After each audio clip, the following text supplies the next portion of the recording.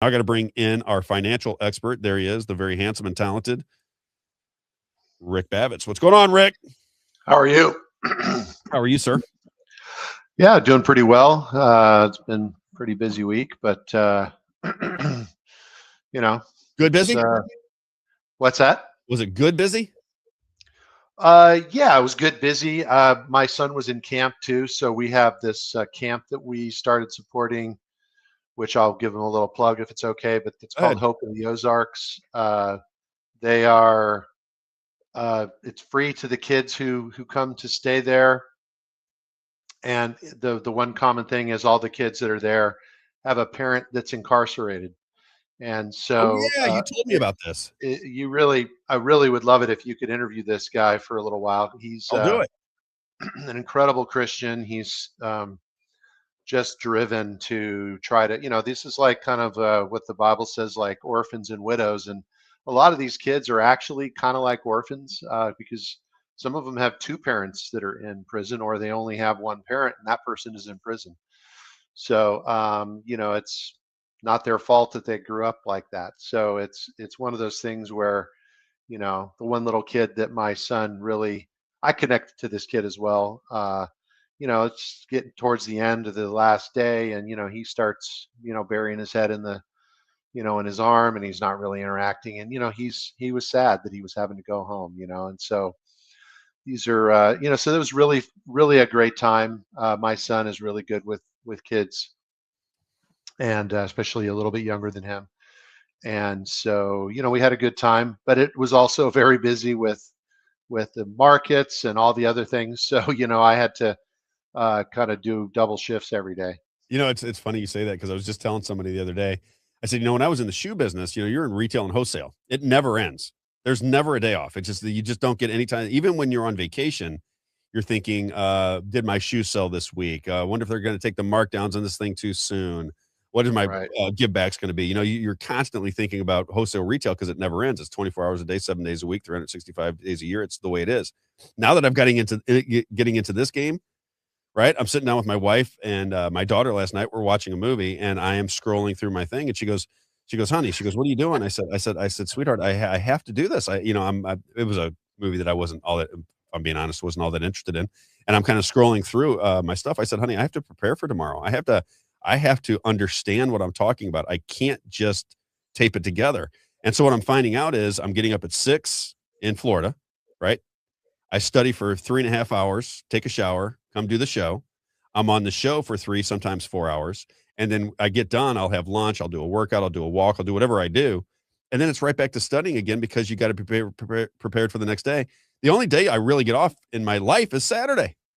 I'm preparing on Sunday for Monday. So it's like Saturday. Is that what your life is like being in the financial markets? Because you got to be paying attention to these things nonstop if you're taking care of people's money. Yeah, it is the case. I mean, I will say, I've used this thing called Map of Life for about 30 years, and it's kind of a unique way or a different way of doing a schedule. I I'm less adherent to it now, but I've always used it, and it basically requires me to be present during the things that, like if I go to church, I leave my phone, I got to do you that. know, I turn everything off. If I'm with, the family at dinner, we leave the phones in the car, those kinds of things, because and our son is not on screens. So, we have to kind of model that too for him. So and he still does notice that I'm on my phone a lot, and Aggravate them? and it aggravates him, Yeah. and so but truly, we've been sitting at dinner on an occasion, and you can see a family that's everybody, at the table. There's 4 or 5 people at a table, and they're all looking at their screens. No one's having conversations. And he's looked over at my wife mostly, or me, and said, thank you guys for, bringing me up differently. I'm glad that, you're my parents or whatever, and just something as what seems like simple, uh it's very difficult to do, and it's difficult for him because, he'll go, let's say, to a church and start to talk to some of the kids, and they start to ask him about what video games do you play, and he says, I don't do video games, and the next thing you know is he sees the back of their head. That's what connects these kids nowadays, right? And it's sad for him, in that sense, because it's very difficult. On the other hand, though, girls are not that into video games like boys are, and he has more girls that are friends than any boy that he knows, because of the fact that he can actually carry on conversations with girls that are just wholesome and interesting, history, whatever it is. And he's not talking about video games, and he has actually a vocabulary, and he's exceptional with conversation, even with adults. So and you've talked to him, so Oh yeah, great in kid. that way, I mean, it's just I think that in the long run, he'll definitely start to notice, and those other people that haven't been brought up, with those types of dopamine, basically. That's really what it does to kids, is it gets them too tied into the dopamine reaction, I or wish I could throw them dopamine. away. I do. Yeah, I I recognize within yeah, myself that I get, I think if it wasn't work, I wouldn't care. There's really nothing on there that I do other than work, so it's not like I'm playing on my phone for any other reason. It's really just work related and getting information. If you took that out of my life, I don't think I would have a phone. I mean, Rick, when Facebook came out and everybody in my life was talking about Facebook, I didn't pay attention to Facebook at all. I never signed up for it. It didn't have anything to do with it. I got onto Facebook when I joined the Donald Trump campaign in 2016. And she basically said, do you want to knock on doors? No. Do you make phone calls? No. She goes, do you know a lot of people? I go, yeah, I know a lot of people. She goes, what do you do for a living? I told her. She said, would you mind being part of our social media team? And that just means that you'll get a text message with the Donald Trump and all of his, I don't know, talking points, where he stands on positions. And then on social media, just, make sure you defend Donald Trump, basically. Oh my God, did that start a war? right. Should have seen that in 2016. But that's where the addiction came from, was getting into the political world. That's what killed me. Other than that, I wouldn't have paid attention to it. I could care less. Yeah, I mean, certain things, I'm definitely an early adopter, but certain things I resisted, even like texting. I was one of the last people that I knew that relented and did texting, and I used to refer to myself as a Luddite sometimes. So the technology of the loom, and all the people who were doing textiles, revolted and smashed all the looms. Those were Luddites, and so sometimes I'm like that. I think that that's definitely how I am now with certain things. I don't think that I find that it is, so many things are scams. I mean, really, they're scams, and I think that technology, It while allows for there's many scams. many Yeah. things that I like about technology, it is so much of a scam that it is going to save us time. I spend more time fixing or updating or troubleshooting my technology every single day, on hold with some provider. I have to hire a person, actually, in my practice to do all that stuff for me, because it is so unbelievable that I have to actually hire an employee to do all of the troubleshooting of technology. It does not save me any time whatsoever. How's my daughter doing? She's doing well. She works for Monica mostly. I mean, totally. What are we hearing? So Is she doing her job? she's exceptionally good at her job. Yeah, she is definitely. She's, again, like, I was talking about my son.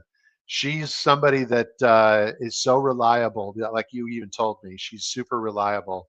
Vince is reliable for other people. He's not super reliable for me or Monica. Like, he will buck up against some of the things we ask him to do, but that's kind of more parenting things, that kids are like that, maybe. But Yeah. but she's super reliable. Oh yeah. If Yeah, she tells you something's going to get done, she gets it done. There is no, and she freaks out if she can't get it done. Like there's something going on with the computer. She is in she likes to have, just like my wife, they like to have things in order and they like things done. And they're very, incredibly disciplined and reliable. They're I've never met anybody like my wife and daughter. They're the most reliable people. Like they've been in the army their whole life. They just don't miss anything. And it's just their nature. It's the way they are. It's very strange. Yeah. Yeah, we got to get into some. You want me to read a disclaimer? Are you going to send it to me because Isaiah would normally read it and he's not here, I just or you can have put it just on the screen. play it. Yeah, if you want to play it. I don't even have it. Where do I get it? Oh, I had emailed it to Isaiah, and then I texted him, and then I He's texted not you. He here. told me to text you. Did you text me? Um, are you able to pull it up there, Isaiah? He's not here. He's off today. Isaiah, Oh, no Isaiah, way. yeah, Isaiah's mother-in-law Hang had on. had some I health will. issues, That's funny. I will uh, but I don't want to skip any find it minutes. really quick. Sorry about that. I'll just say very quickly, if you don't mind, like and share, because I think we got about another 40 minutes of the show left. If you don't mind liking and sharing, I always forget to tell people they got to like and share the program, or it never beats the Oh algorithms. yeah, no, you got to do that. Everybody's got to do that. Plus, you're easy to like and you're easy to share. Thank you. Most definitely. It's I Yeah, met I'm gonna clip that, and that will be played all the time. You're easy to like, easy to share. the people maybe listening to the show. I don't know that anybody can really fathom something that I'm about to say, and even I don't fathom it for myself. But in the businesses that I've been in, I've had the uh, privilege really of interviewing people, not like you interview people, but in a financial framework, which can be very intimate, right? It has to be very intimate in the sense that if we're sitting down and we're discussing a person's finances, all sorts of emotions come up, and people's goals and their beliefs. Sometimes, obviously we talk about their spiritual beliefs, their pursuits and their dreams and things along those lines as well. But I've done it. I've done financial based, what we call a discovery interview. Um, so it's either a single person or a couple that we usually do them with, and I've done that over 25,000, like with 25,000 different people or couples, and the amount of data that has sort of been imprinted on me. It's not my own experiences anymore. It's now the experiences of all those people that I draw from. And I don't know that even like if you think of famous people who've interviewed, newscasters or interviewers, 60 Minutes people or whoever, and you think of like Mike Wallace as an example. I don't Yeah. know that he interviewed 25,000 people. Um, maybe he has, but it makes you uh, able to see into people much quicker. Know what makes I've them tick, what's important to them, what their motives are. I agree with you 100%. I mean, what you're describing is kind of what we do here, right? Because I'm trying to read people when I'm on with them, especially politicians. I'll ask them questions, but I'm just kind of looking at how they answer, where they hesitate, what they're thinking, try to determine where they're really coming from, what their motives are. And when you get into what you're doing, because you're asking very personal questions, I can imagine that it gives you an insight to the human behavior and human motives, probably more so than just about any profession, right? Other than maybe anything, right? Because you're talking about money, money is so you could probably talk about sex more freely than money. I mean, to be right? honest, it is there's something about money, and people will lie. People will try to hide, what's going on with them. So Do for people find it? Do you find out that people that are short money or lost money? Like I'm pretty open. I was making a good living. I lost pretty much everything when I went through my divorce, and subsequent to that, just ran through a ton of money and kind of reconstituted myself in my mid 50s, which is not easy to do. But do you find that people see it as humiliating if they don't have a lot of money or don't make a lot of money? I don't. It's a bummer that that's the case, but it does feel very American to kind of, I don't even know what the Yeah, word is. people It's are it's the way you definitely see yourself. self-conscious. Yeah. They're sometimes, I think that just our world of finance, I've talked about this before. It's built on this idea of scarcity. That's one of the characteristics of a free trade, closed system, which is basically what we're in.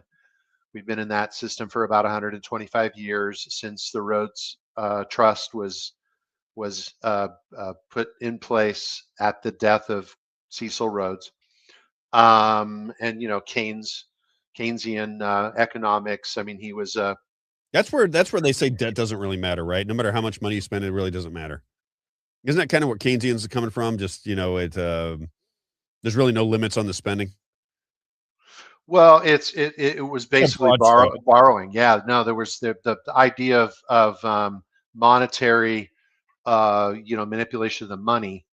That was the very beginning of like when I mean, he really wasn't even an economist, even though he won a Nobel Prize for economics. I remember, very distinctly, Roosevelt and him clashed during when Roosevelt became president because he had this very odd kind of way of looking at economics, which was really just math and mathematics. And Roosevelt referred to him as a mathematical fetishist.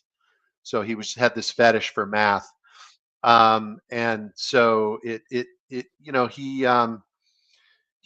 based everything on this idea of counting boxes. I mean, it just sounds very simplistic, and when you think about it, it's really not. The complexity of a system really comes from, are you producing something of value? And so one of the most principal ways that I've heard it described is that Keynes was really it was really an absurdity, really, where he would, in his mind, if let's say you were tasked with digging a ditch, and maybe there's a team of people that have been hired to dig a bunch of ditches, and you get paid, maybe a good living to do that, right? And all of let's say it's 1,000 people in some company that's digging ditches. And so you're producing income for your family, and you're producing a way for your family to eat and to turn on the lights and to maybe send your kid to college. But in the meantime, there's another company that's getting paid let's say it's another 1,000 people, and those people are paid to fill ditches, right? And so as you're moving through digging ditches, then this other team is coming along and they're filling the ditches. And at the end of the day, you have the same thing that you started with, right? Then there's no production of value of any kind, right? There's no physical economy in that. And so fundamentally, how does one grow things, right? You grow based on speculation. And so it truly is where the Wall Street, and one of these times maybe we'll talk about some of the history of Wall Street going back to the early 1800s. But Wall Street was really never designed for the common man. It was When did designed it come about? to enrich the wealthy, right? And to speculate with other people's money. Yeah. And when did it come in? so, When did Wall Street start? When do you know the date? It was this I don't even know. most people would call it 1800 or 1804, in that range, the very early, with the founding of Manhattan Bank by Aaron Burr.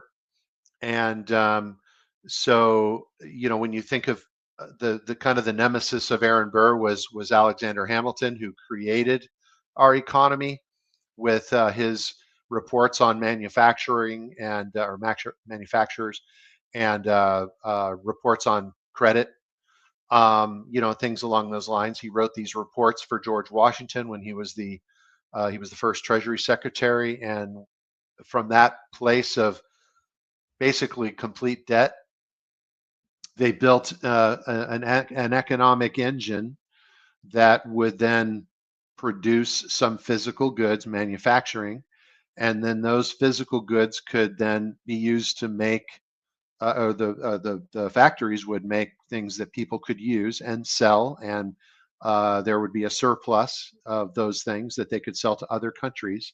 And with Britain, what's really important to understand about the British model, British model of free trade, Some people call it, the British Empire's model of free trade.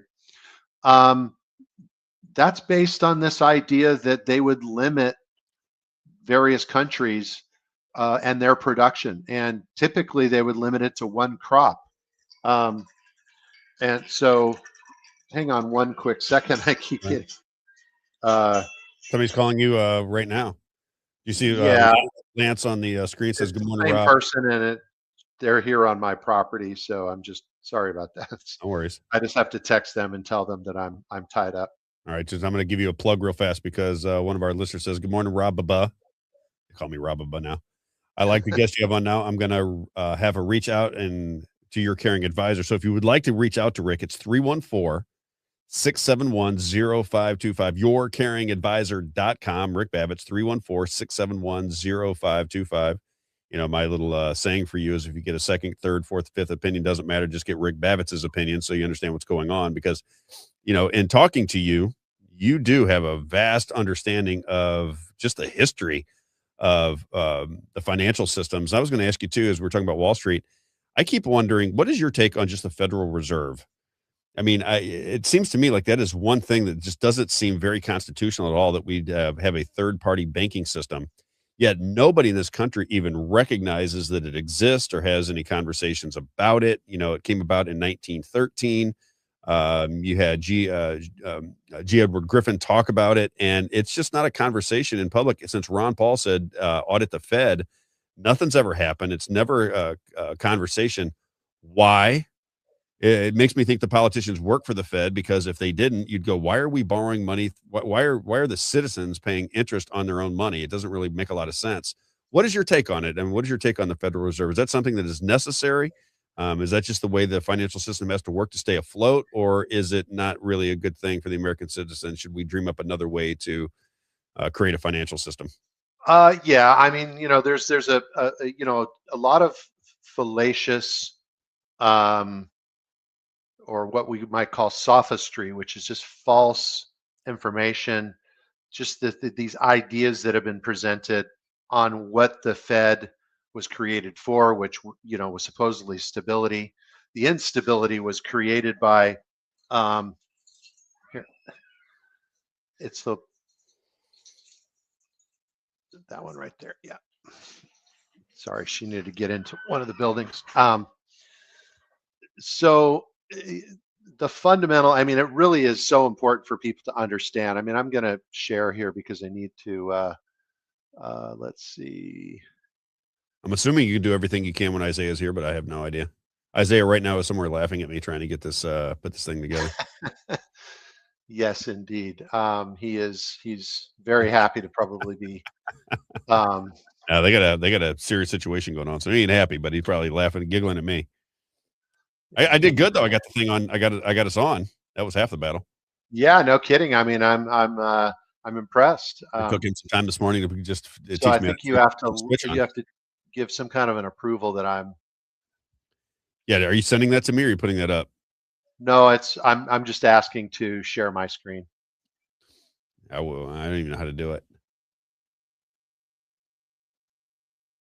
I won't be able to do that. Let's see. If you need any help from me, it won't work, I should say. Oh, here we go. Ready? Yep. Might take up the whole thing. Let me see here. There we go. So I'll just get rid of this so that we're not there you go. Doing the whole. Aha. And I can play this. Yeah, play it. Is that the disclaimer?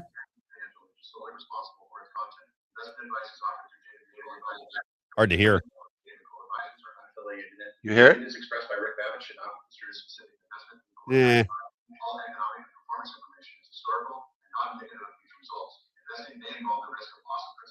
Tax advice on this show is not intended to be used by any person for the purpose of avoiding U.S. federal or state tax penalties and may be imposed on such person. Each listener should seek advice from their own. I don't know. I don't think people are going to be able to hear that, Rick. If you That's all right.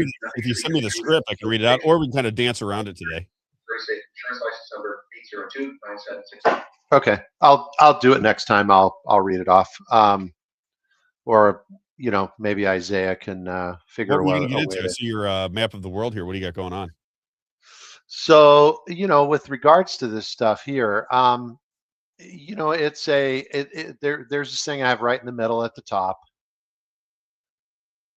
And I think, I look at the world from an economic standpoint. I think everything that we see around us is placed onto a foundation of economics. Even if you imagine early man, right? In order to really go through a day or a week or whatever, there was some kind of trading that would have to go on, because one person might have something that was important to them, but they needed something that someone else had that was important to the other person, and they had to, maybe it was important to everybody or whatever. And so that's an early thing that had to be established, was this idea of, I've got some let's just say some animal skins, and you've got some food, and or whatever it is, and we're going to trade because you're cold and I'm hungry, right? And so if you think about it in those terms, everybody should really have a foundational understanding of economics. And the idea that the money system is broken, um, very large part, the Federal Reserve is something that his central banking is something that has been done for 500 years, And 350. didn't the U.S. Didn't we push against it for the longest time and then kind of succumb to it in 1913?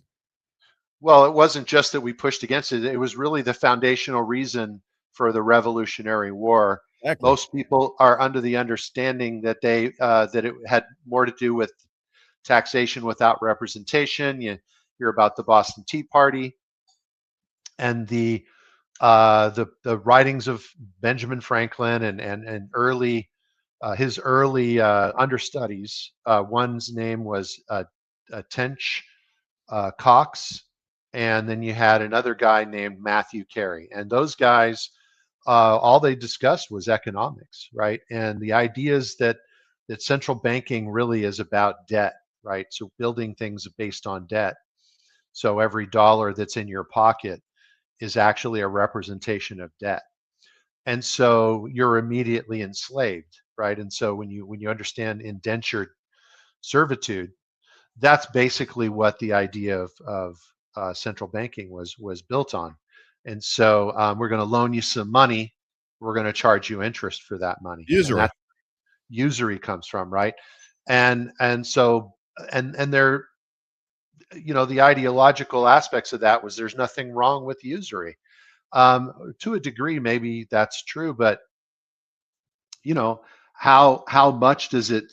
I mean, if we look now at a debt of about 40 trillion, and we think of the world debt is probably close to 300 trillion, and that's just not something that's even possible to ever pay back. I mean, it's not Right. like So that's does it ever ever going matter, or to. does it just grow? Right. It just continues to get bigger and bigger and bigger. And What happens, so, Rick, when the interest on the debt outweighs anything that you could pay back? What happens at that point? Because that eventually has to happen, right? yeah, I mean, we're already insolvent. I mean, in the Right. context of, financial health, we look at something like this, and people, this is the current. This is basically the last 7 years. This is up to Friday of last week, and this is like June of 2019. So just before COVID, you see all this stuff going on here, and people think of this as value. But if you actually uh, you kind of were to do a balance sheet, I mean, this is there is no value. Um, if you have some kind of a machine that would create another kind of a product, I think of that as more valuable, right, than anything else that's going to produce something that people can use, right? Um, and so we think of a physical economy versus a paper economy. And so we've been in a paper economy for 125 years. We had the first really good example of what that leads to in 1929. So if you think of all the banking shenanigans that J.P. Morgan, the man, was doing in the early turn of the century, 1900s. And again, when did the Rhodes Trust? When did Cecil Rhodes die? 1902. And he died, and he left his will and the Rhodes Trust, and it basically talked about just the expansion of the British Empire to the point where it would be reconquering the United States even. Getting a little frozen here. There it is. So I think I've shown this on the show before. This is from his. Yeah, He I remember wanted that. all of these things to come back under control. What's the significance of these places is resources, right? And I mean, basically, the original British Empire. Why not Mexico? What's going on? Mexico's got a free pass there. What's going on with them? Good question. I don't think that that it's got a free pass. I think that these were their original designs. I mean, there's certain things that are going on here, like obviously they're single crops. So cotton in the United States, sugar cane in the Caribbean. You had diamonds. That's what Cecil Rhodes was. He was the original founder of De Beers, the diamond company, right? And so who's one of the most wealthiest? I mean, you think of Elon Musk, became a trillionaire for a few days before the stock went back down or whatever. And, and he's supposedly the first trillionaire. That's sophistry as well. That's just fake. There are several trillionaires. We don't know exactly how many, and we don't know who they are, but they emanate out of here, right?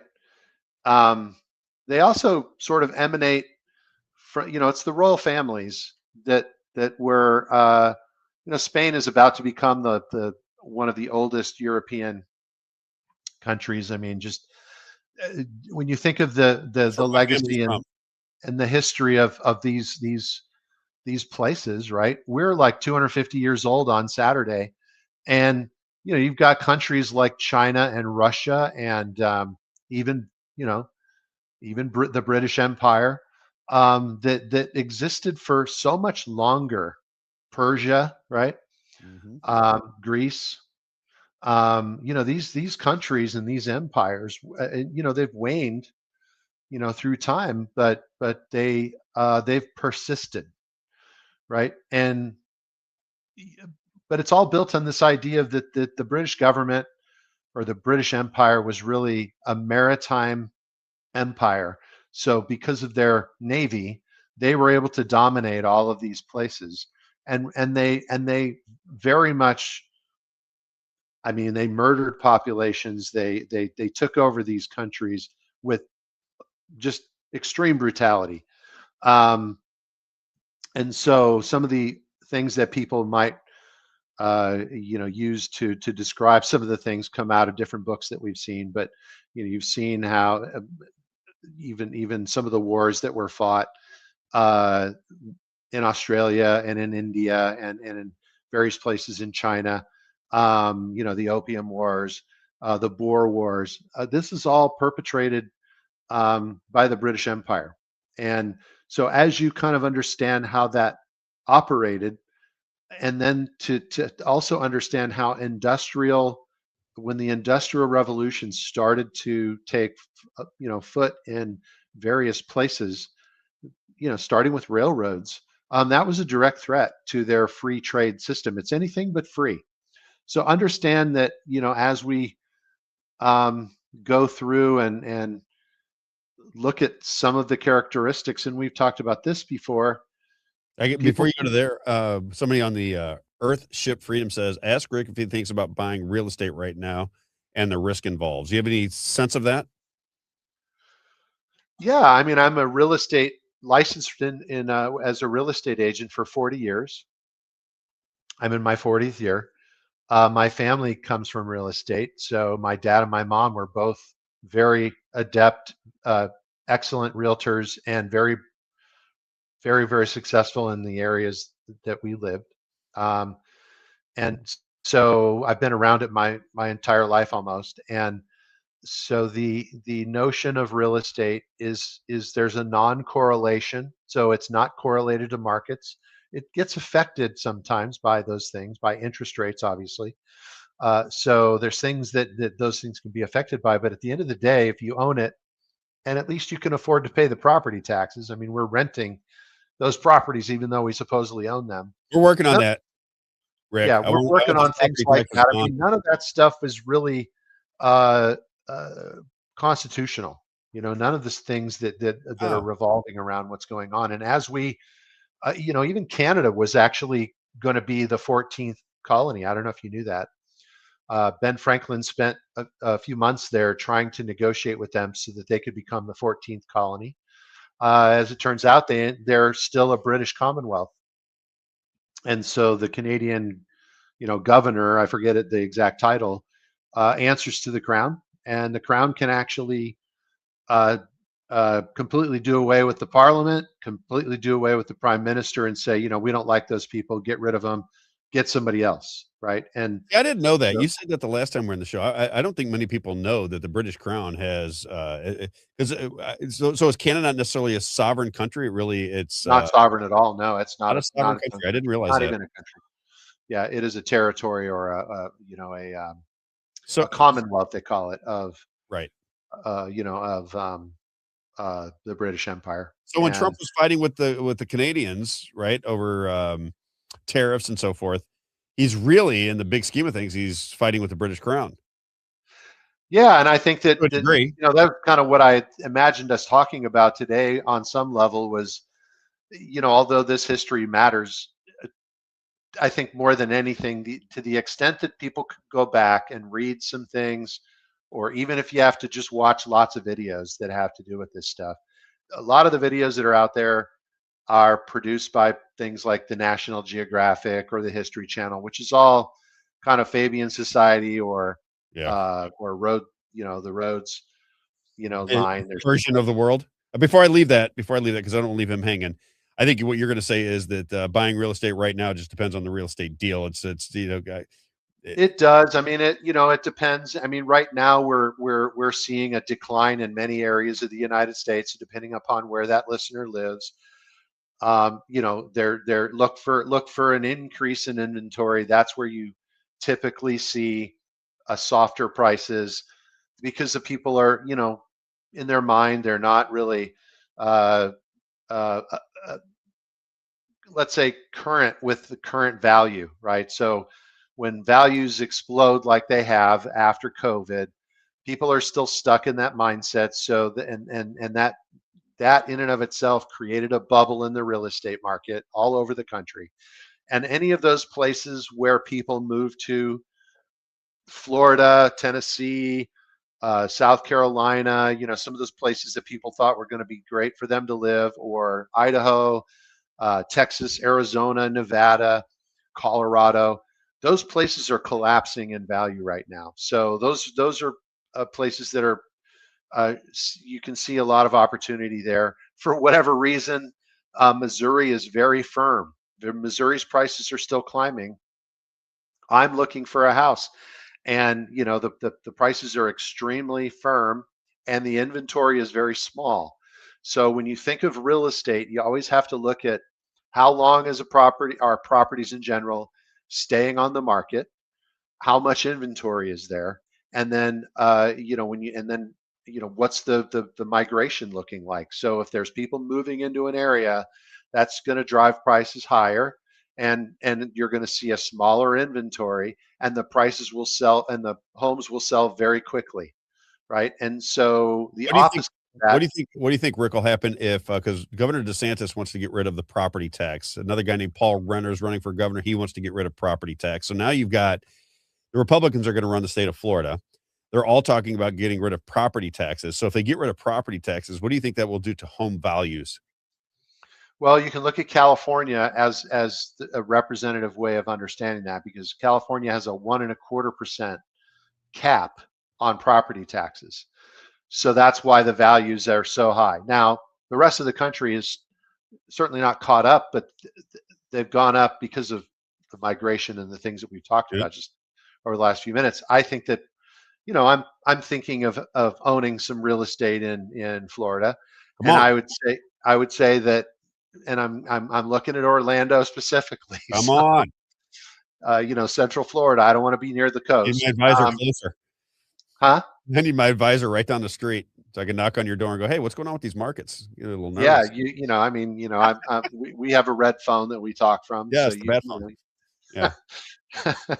but indeed, I think that bodes very well for a recovery, let's say, in because it just makes it more affordable. That's the bottom line. Is one of the things that's happening across the country and why home ownership is becoming out of reach for people is because you have the increasing cost of the mortgages, and then you have an increasing cost of property insurance, like fire and flood insurance, and just property and casualty insurance is It's skyrocketing. pricey And down then you here. have increases in homeowner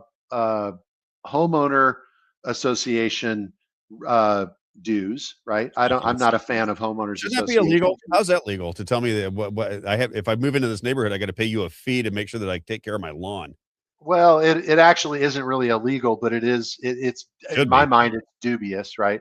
Yeah. That it shouldn't be the case that there's somebody that right now the foreclosure rate that's coming out of people who are in arrears with their homeowners association dues is skyrocketing. So they're not keeping up with their homeowners association dues, and the homeowners association is now foreclosing.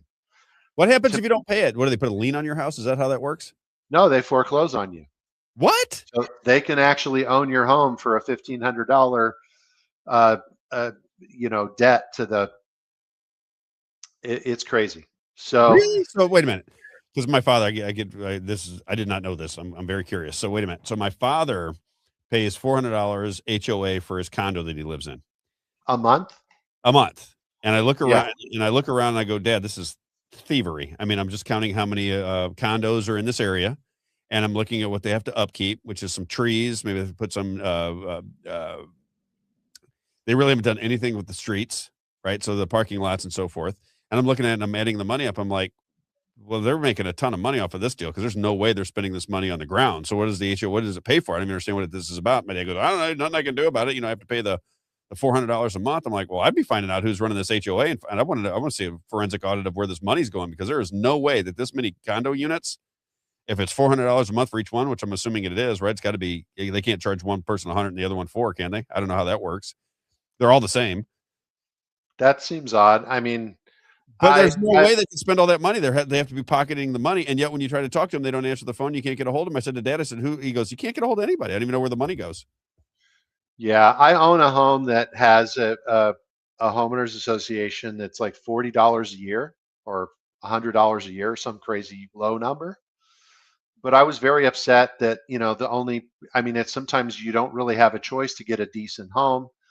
My wife's argument about it, because she's like, I like homeowners associations because all the homes are, and then, I mean, this isn't true across every single HOA, but she's like, the homes are kept better, which is generally a true thing. They limit what you can do. I don't like the limitation on what I can do, but it is a double-edged sword. So on my property where I have my ranch, there's people in the neighborhood. Let's say they're not close by because it's 2 miles away is the closest neighborhood or neighbor. They can do whatever they want. And so maybe they have trash in their front yard and they have a trailer that's decrepit and, not in disrepair or something like that. And so you have that side of one side of the spectrum. I think that in general, it's,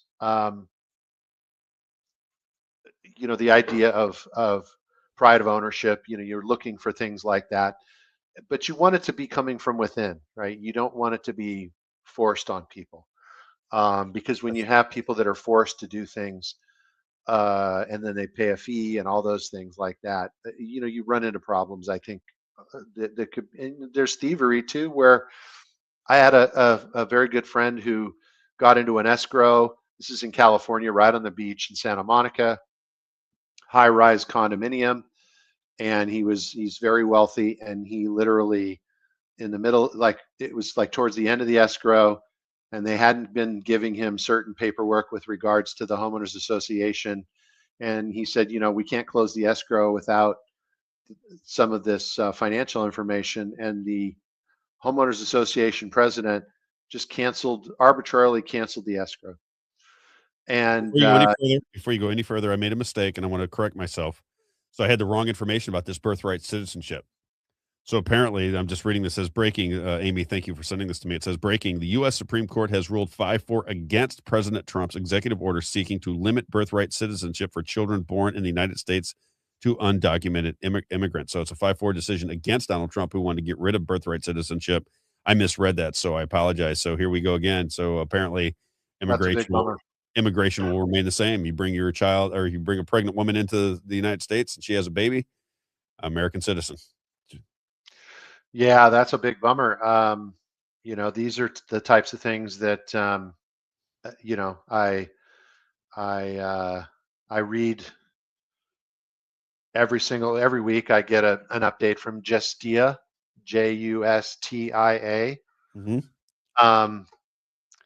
And so they update all of the different decisions that are in the come out of the Supreme Court, and they're summarized, so you can read the summary, and then they link you to the thing. So I think it's important that people, just in a general way, I think that what attracted me to you, Rob, in the first place, aside from your good looks, was the idea that there's this bottom up movement, and really our country was founded on a bottom up ideological, in other words, the individual is sovereign, and that with that is a responsibility, right? We had very responsible citizenry, or I know there's code words with sort of the free man movement and things.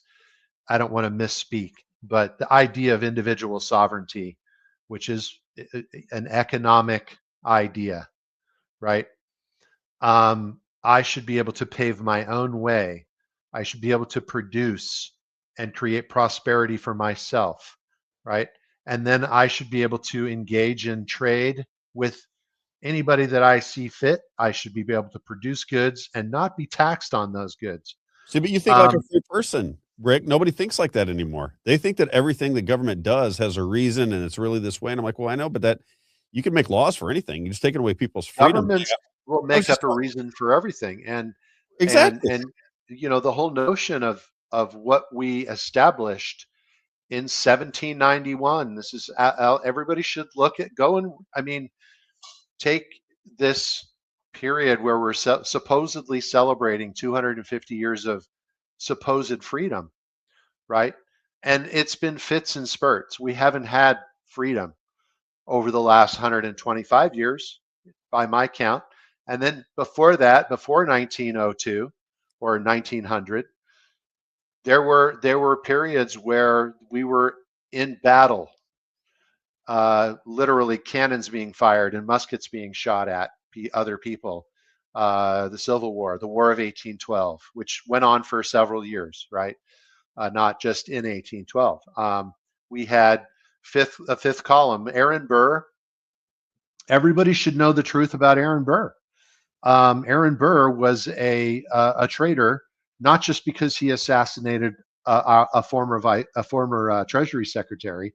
He was the vice president of our country at a certain point, and he ran against Thomas Jefferson. And in fact, he was very much an arch nemesis of Thomas Jefferson. And I should say that Alexander Hamilton and Thomas Jefferson were arch nemeses with regards to each other's political ideologies. Although they were good people, Alexander Hamilton did not believe in the ideas of slavery, where Thomas Jefferson did, right? So there's these things that they were conflicting against. Well, when Aaron Burr decided to run against Thomas Jefferson, Alexander Hamilton literally said, like, look, I'm going to put all of my effort behind Thomas Jefferson because he is the lesser evil. It's one of those ones where maybe the first time that a lesser evil was at least in America, that was the first lesser evil vote, right? And so he put all of his political clout, and he campaigned very, very vociferously against Aaron Burr, and he exposed him for the person that he truly was, and he barely, I mean, literally, he barely lost, right? So that thankfully he lost, because our country would have been maybe accelerated into a decline much faster had Aaron Burr won the election. And Aaron Burr was basically fighting for the British crown. He was bought into that system, and that's what he was pushing for. Yeah, and he was allied with Andrew Jackson. So a lot of people look at Andrew Jackson and they say, "Oh, he's my hero." And if you look at the truth about Andrew Jackson, they were in cahoots. Actually, Andrew Jackson gave cover to Aaron Burr throughout those next 15 or 20 years um, after the assassination of Alexander Hamilton. A lot of people don't know that Aaron Burr arranged the murder. Another duel. He arranged the murder of. In school, I was told it was a duel, right? They dueled each other, and they went out to an island or something like that, if I remember the story correctly. The exact location, I'm struggling to remember right this second. I thought there was some place where they couldn't get in trouble if they died, like there was no jurisdiction. No, that's not true. Okay, all right. It was illegal in the state of New Jersey.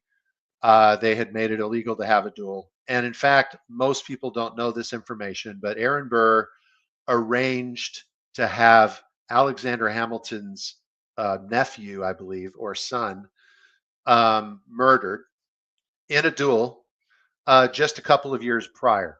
And so there was extremely bad blood. Now, what's also very, very, I don't know, sinister, just terrible. I mean, just the kind of individual that this person is.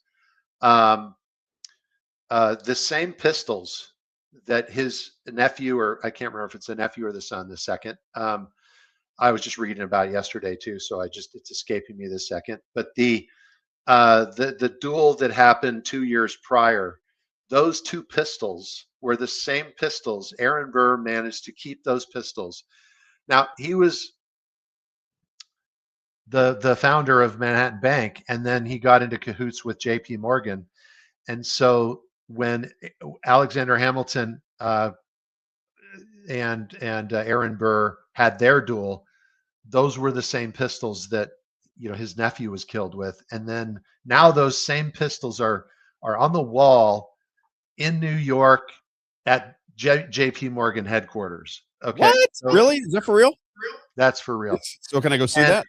So if you can imagine the kind of cultural, and also sort of the let's just say the evil that some people have in our government and in this country and among the elites, where it's like an artifact that a serial killer, like keeping the driver's license of one of their victims, right? Or keeping a bracelet or a necklace or an earring or something of a serial killer, keeping that of one of their victims, and they touch it or they look at it or they do things with that, right? And now you go and right there in JP Morgan headquarters are these pistols, right? It's ghastly. It is so beyond, and I think that if people get motivated to understand what I have up on the screen here, it's pretty simple to just take a screenshot of it right now on your phone, if you're looking at it on a phone or on your computer or whatever, and just read through these, and you'll realize the differences, and you'll notice that we live on the left side of the page, and we have lived our entire lives in a zero-sum game. My gain, or let's say the gain of someone else, is lost because of zero sum. There's nothing left for me, right? The total has to equal zero, and that's just not the way that our God created, our planet and our species and all of that. This idea of fragility in a win-lose, right? This competition, where it really is win-win, and our economies at various times have seen agility and cooperation, right? Not competition. And if you again, I don't propose ever to try to read what's in somebody's mind. There are people that will do that, and they will post those things on various places in social media or even on the news, right? You'll see major media outlets imagining what Trump is thinking, right? Trying to figure out, this is what he means by doing something.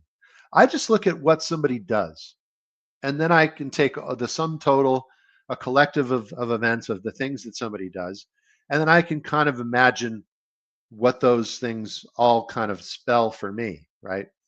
And so I do see things that Trump is doing that are trying to move us into an open system, right? Trying to readapt. I mean, the reason for protective tariffs was to keep countries, principally Britain, from basically just dumping cheap goods onto our farmers or onto our manufacturing outlets, right?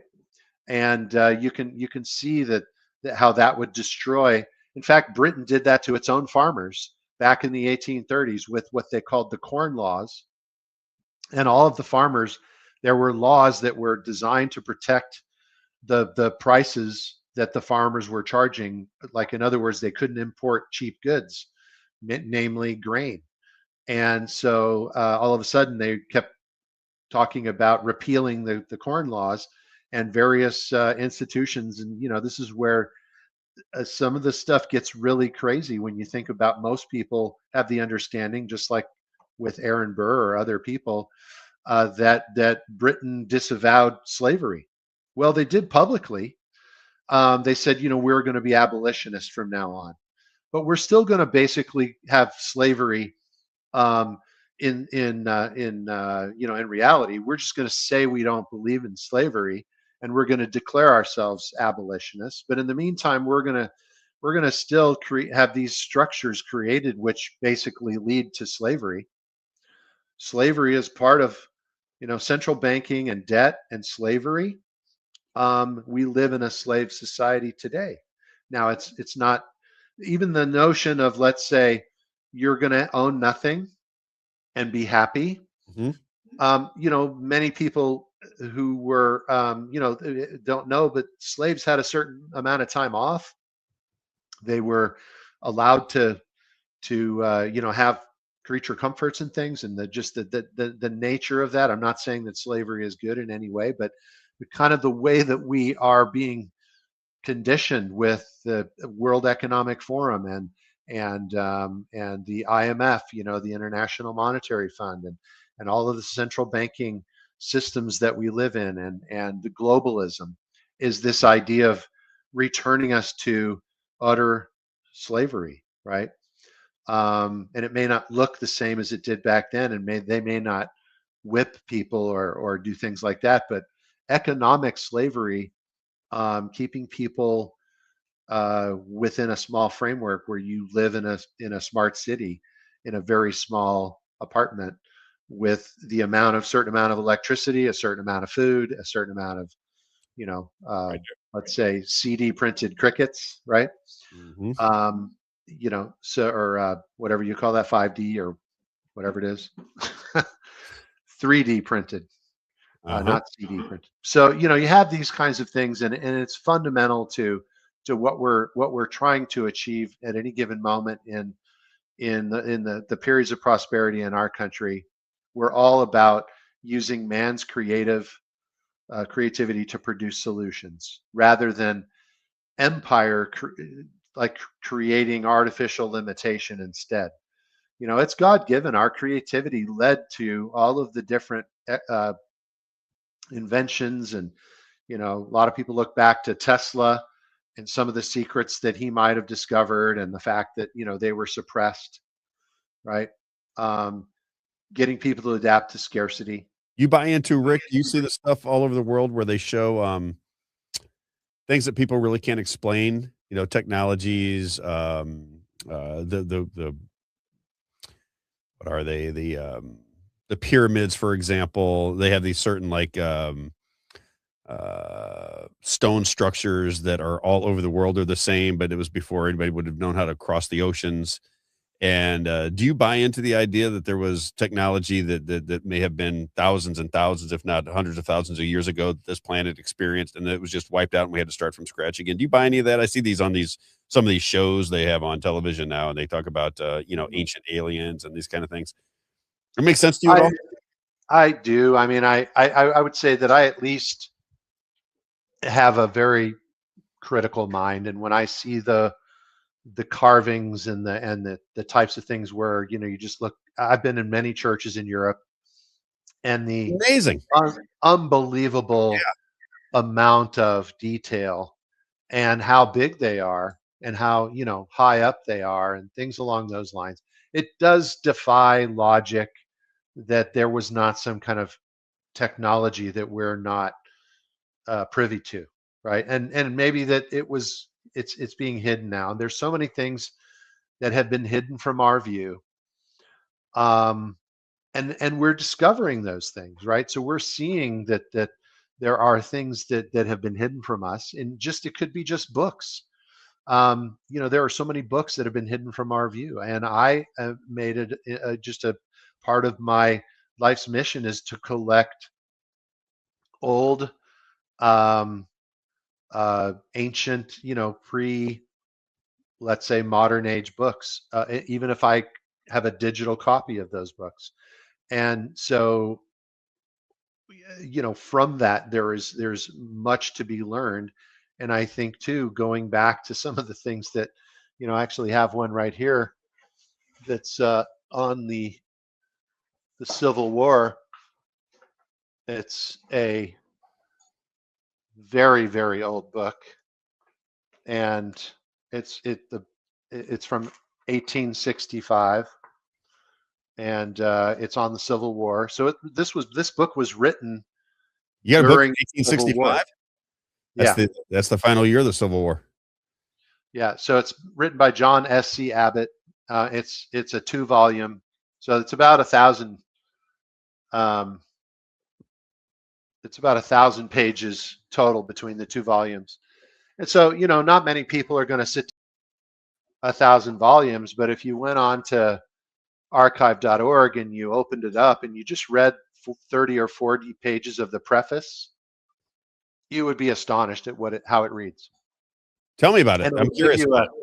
it would give you an incredibly different perception of what was happening during the Civil War, right? And what was leading to those things, and how that 5th column that was brought into, I mean, for all intents and purposes, Andrew Jackson and Aaron Burr should have been executed for treason. Andrew Jackson became president instead, and so did Martin Van Buren. And those 3 men were trying to bring America down. And so, Down in what sense, though? Explain that to me. Down in the sense that they were going to, basically to have just Britain, to have rule us again. they were responsible for bringing in a 5th column that led to the Civil War eventually, right? And they crashed the economy. Andrew Jackson is credited with breaking the bank, right? And people don't necessarily look at what bank did he break, right? He didn't break a central bank. He broke I should say Alexander Hamilton's idea of a national bank, which is completely different than a central bank, and it was really responsible for the idea of a national bank was responsible for the United States even being in existence, because we were broke in the years the 10 or 15 years after the Revolutionary War. We were not capable of defending ourselves against Britain. We had to do something about that. And so this is where people need to get back to some of those, or you can go to a website and you can read some of these, reports on manufacturers, on credit. He wrote 4 books, and they're not big books. They're very small. You could read them in half of an afternoon, and you could have a completely different understanding of the economics. And does that change anything of what we're living in right now? No, but if more people became aware, just like more people need to go out and look up how many empty seats are there in St. Louis County, or let's say the greater St. Louis area, how many empty political seats are there from the city council level and school districts and things like that, all the way up to state representative and state senator, right? And are there empty seats? There's tons of them. I mean, just in the city that I have my house, there's 3 empty seats in the city council. I would already be on one of those seats, but we decided to move up to St. Louis, so I decided not to take that. But I mean, I could have just basically put my name on the ballot, and no one would have been running against me. Mm-hmm. And then now there's a friendly patriot that's going to make a difference amongst the other 2 or 3 people. You know, maybe there wouldn't be any flock cameras. I heard you guys talking about flock cameras. Mm-hmm. You know, maybe there's so much money going into flock cameras now that I wouldn't have enough power on my own. But what if the other 2 seats got taken by people like me, right? And so these are the things that I, you know, again, I heard you talk about these things, and it gets exciting when you think about. There's another group that's doing the same thing. They've identified 31,000 empty seats in the United States among the 3,000 counties in the United States. There's 31,000 empty positions in our political structure. Empty. So where are those 31,000 friendly patriots, is what I'm going to call this, who are going to take those seats and go, you know, I think that I could spend some time. And it's not like it's an avocation. It's not going to be your job, right? You're just going to go and do that for a period of time to make a difference. And if we all did something like that, there's got to be 31,000 of us across the country that you know, I don't have any time whatsoever, and I'm literally willing to give up some of my time to do that, in the same way that I'd be willing to give up my time to help some little kids that don't have a parent or either parent at home, right? And have a different kind of a stigma attached to them because those people are in prison, right? Or whatever it is. I mean, the idea of being that way. And, you know, just to bring up another topic, they had a rule at that camp. There can't be any devices, right? So nobody could have devices because those kids, you know, could get a hold of those devices. So you had to keep those locked up in your car, you know. And they had a good time, I would assume, right? Back to old school. Old school, singing Christian songs, doing archery, horseback riding, burying one of the counselors in the sandbox up to his waist. I mean, just different, you know, just whatever fun things you could do with 8, 9, 10, 11-year-olds who have just, they don't have abundance in their lives. They think there's something wrong with them, right? They have an you know, very low self-esteem, and they need love and attention, and they need somebody to care about them, you know. And I mean, God gave us love as one of the principal things that we possessed, right? As one of the a fruit of the Spirit, right? The fruit of the Spirit is all of the things, right? Not just the one, but the idea that we have that, and what has it been given to us for? It's to give it away, right? To give it to other people. And so I think that as we look at, you know, just what I do, it's just the way that I operate my business is on an open-handed basis, giving away this information and the other information that I have. And if a person likes me in the process, as I'm explaining things to them, maybe they'll decide to work with me. I don't obligate them to do that, but I would rather we have a good time learning about economics and learning about finance and having a communal relationship in that regard and creating that and becoming friends. And then if they think at some point, like, gosh, you know, I really want Rick to be my advisor now that we've discussed all these things, great. If they don't end up doing that, that's okay too. But more people do than don't. And you know, at the end of the day, I don't need to worry about making a living. I really don't, because my living is not up to me, right? God is my source, and that's really where I focus my attention on the activity that God has positioned me in my life to do, right? Which is to teach people about finance. And so that's also why I'm so motivated and passionate about learning about economics and learning about what these underpinnings were, because there isn't an economic model that has produced more prosperity and more growth than the American system of political economy. It is why it's such a huge threat. And it's why I think um, we've got so much subterfuge.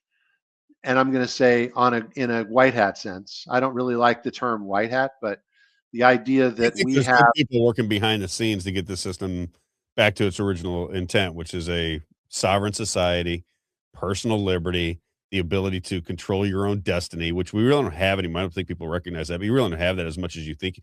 Ask Jeffrey Winehouse if he can control his own destiny, right? You yeah, know, these are things that are obvious government overreach, government corruption. Nothing ever happens, and you should be able to fix that in a minute. And it doesn't fix itself. So we're in a system that needs some arranging, if you will. It needs to get back to the original intent of liberty. the original intent on liberty. And, you know, again, if people remember, bottom up means individual sovereignty. Top down is empire has sovereignty, right? And you know, people might dispute whether I'm accurate about the fact that I see it all channeling up to the crown.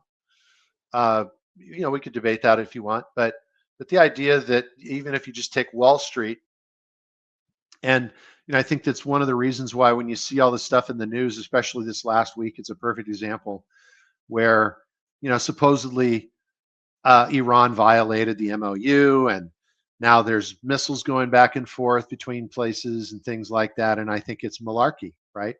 I think that it's fundamental that one of the things that's happening is there is a focus. You know, does anybody know what a Gordian knot is? No, I don't. So the Gordian knot is an ancient Greek kind of like story, right? So Alexander the Great goes into Gordium, and there's this ox cart, and it's tied to a fence, and there's this very complicated, huge knot. And you know, anybody who could untie the knot was destined to rule all of Asia. That was basically kind of like similar to if you could pull the sword Excalibur out of the rock, that you would be the next king of Britain, right? So that's where the King Arthur legend comes from, is really the Gordian knot is a similar, so that it borrows from that, right? It's much earlier. This is from 333 BC instead of the Dark Ages.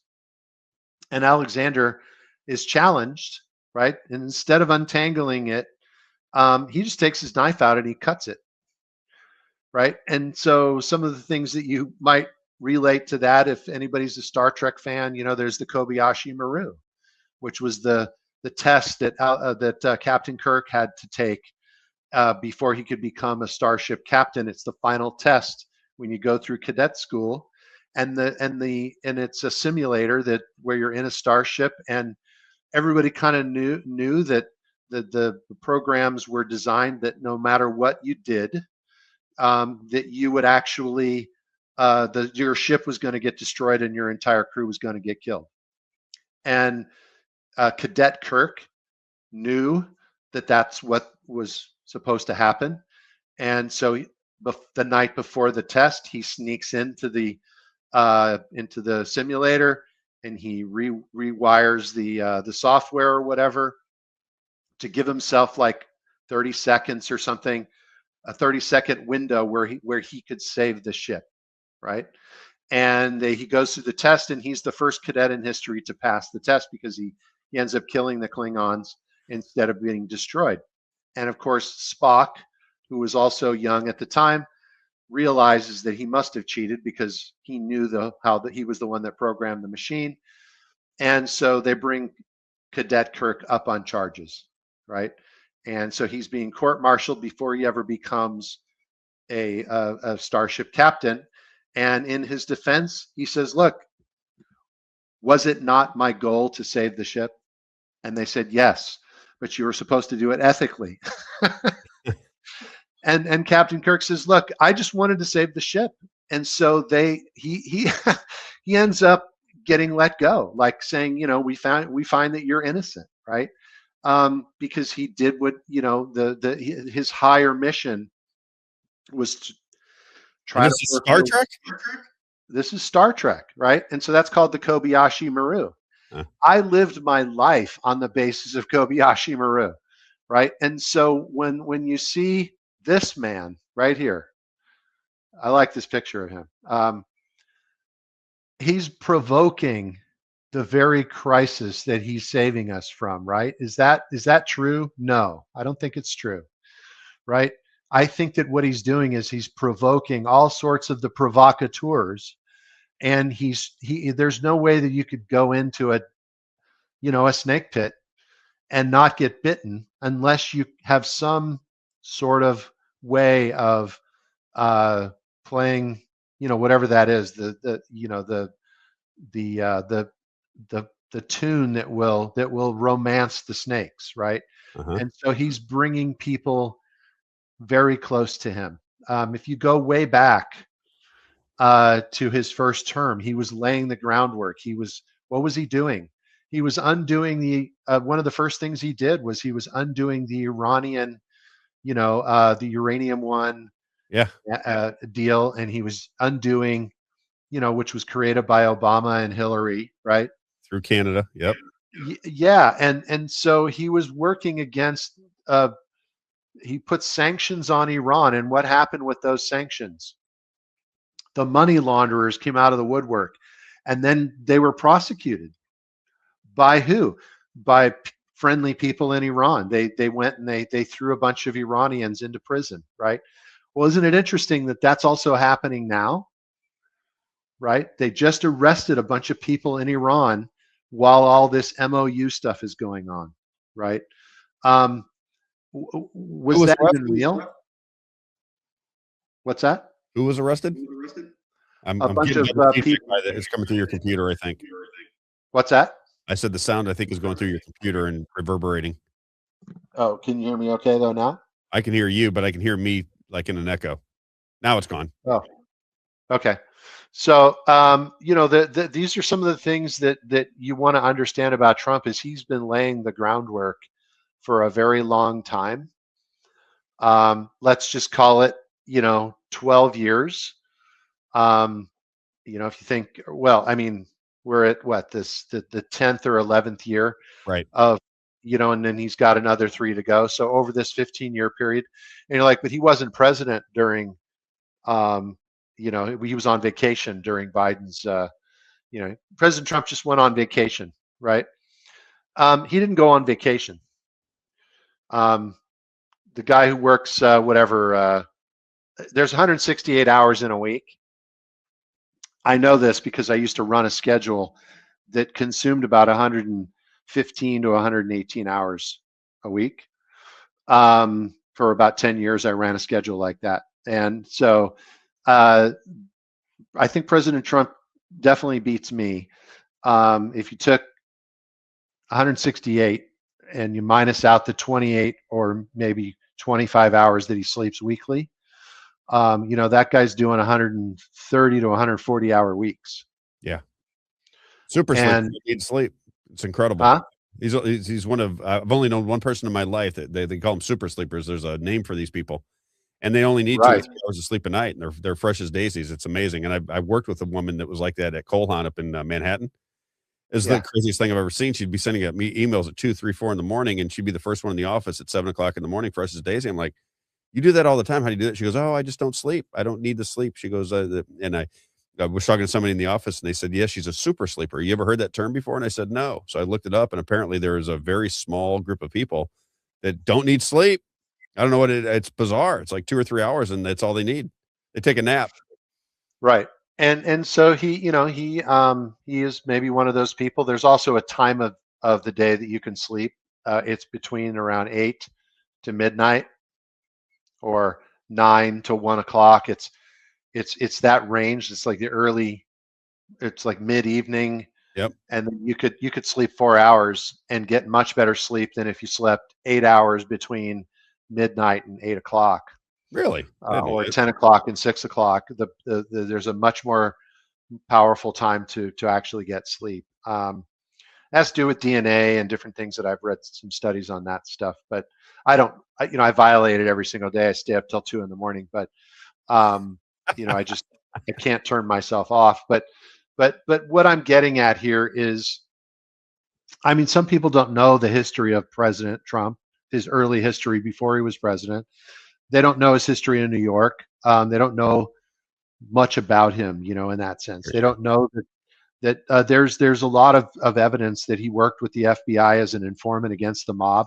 Like, how was he able to build these they look at his his casinos, that they were failures, right? That he went bankrupt, but there's a lot of evidence that points to the fact that he actually went to the FBI and asked the FBI's permission to do these casinos so that they could create honey traps for the mob. It's interesting you say that, because I even said on the show, I said, they say that he bankrupted the Taj Mahal. I'm like, how in the world? You can't possibly bankrupt a casino, not if there's people in it.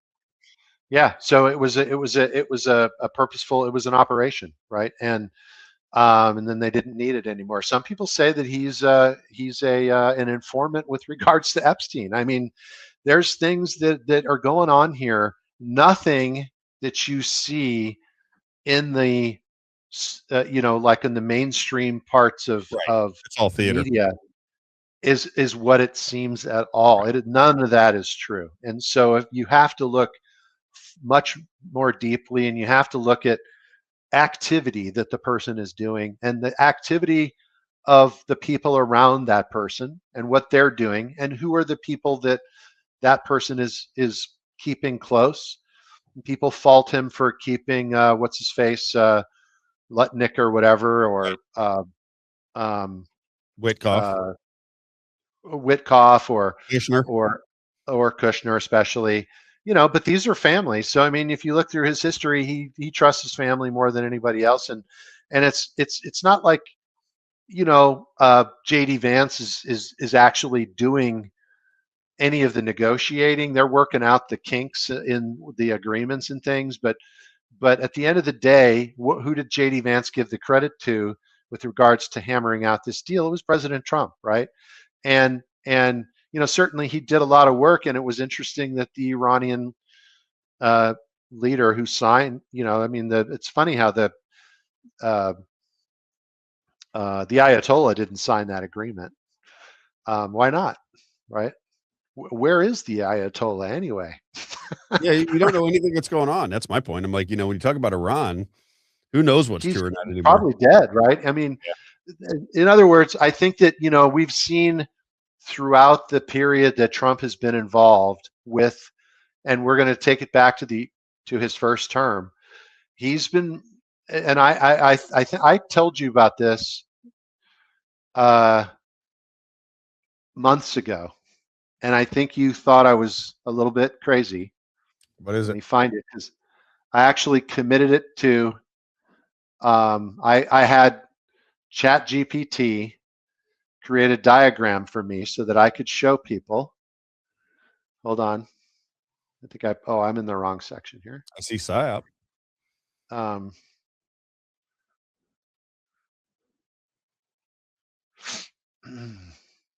you got me wondering.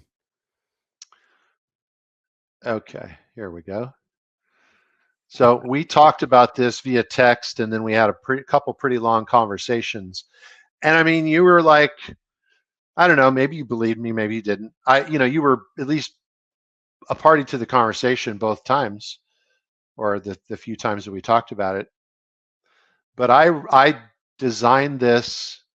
I mean, I created a prompt, and I said, I want you to give me a map that shows instead of that this is a war to destroy Iran and to eliminate them off the, the out of the Middle East. I want you to design me a map that would look like increasing the strength of Iran and creating peace through strength and cooperation that would reinforce the stability across the Middle East. So those were my exact words, and ChatGPT put them at the bottom. And what would that look like? Now you can see I dated this April 20th. So the war had only been going on like 6 weeks, and I was telling you that this is not about nuclear this or Iran is the evil empire or any of those things, right? Right. This is actually about the idea that if we could create peace in the Middle East, starting with the Arab partnerships that Trump started back in 2000, with the Abraham Accords, and I'm going to say many years before that, most probably, right? He had, but as these leaderships have changed hands, and you had MBS take over Saudi Arabia, and those guys are best buddies, right? He did the sword dance, if you remember, and everybody made fun of him, and they said, "Oh, he's a traitor, and he's looking at this globe." But he made, it's like blood brothers now, right? He went and one of the things about persuasion, and I think that Trump is a master of persuasion, and you might know this being in the shoe business. People do business with people they like or they are like. Mm-hmm. That's a very common saying in business, right? Yep. And so if somebody likes you, they're going to buy shoes from you. If somebody is like you, or they look at you and they think he's just like me, right? Actually, there was a tell in what I've been talking about today, which I just realized. I said to you, there was something about you that I really liked, right? That's what I was drawn. It was the things that you talked about, and they were like the things that I talked about. Right.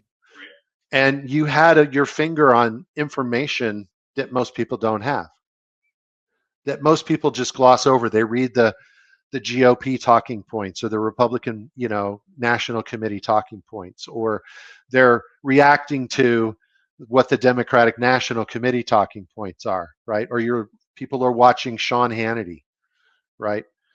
One of the biggest tools on the planet, right? I apologize to anybody who loves Sean Hannity, but you're listening to the wrong person, obviously. Right? And so and those types of things. The reason that guy makes so much money is because he's a tool, right? He'll say whatever they tell him to say, or really whatever they pay him to say. Exactly. And so Republican mouthpiece for whatever the establishment want him to say. That's what he does. I got to ask you about this thing though before you get off target here. So one of the questions was, what is Rick's thoughts on Trump being controlled by Israel, especially Adelson? So as I'm looking at this, the rising regional partners in the Middle East, right? It's got Turkey, Iran, and Saudi Arabia being, the power players in the region. How does Israel play into that? What do you think is going on with Israel? Do you think there's good things going on between the United States, Israel, and the Middle East? Do you see them as people that are expanding this greater Israeli project we keep hearing about? Because I'm critical of the bombing of Lebanon, of what goes on in Gaza. I see those as human beings. So for me, war is ugly. I get it. But I see those as very negative things, which get, that and COVID, which is kind of recoils me from, or keeps me from fully jumping in bed with what Trump is doing, because those things have not been answered in my mind. And I'm trying to figure out if there's a plausible explanation. I can't get to it. How do you see it all playing out? That question, I think that's a good question. How does Rick see this applying with Israel? Are we being controlled by Israel? I don't think we're being controlled by Israel. Not a lot of people do. I don't believe that for a second. I just think we're in bed with Israel and our intelligence agencies. And I think that's been going on for a long, long time. Right. I think that I think that in a general way, there's a very big misunderstanding from most people's perspective. And I think that this applies in a lot of different ways, right? That certain either concepts or institutionally based ideas are monolithic in a sense. They're cut from one big piece of stone.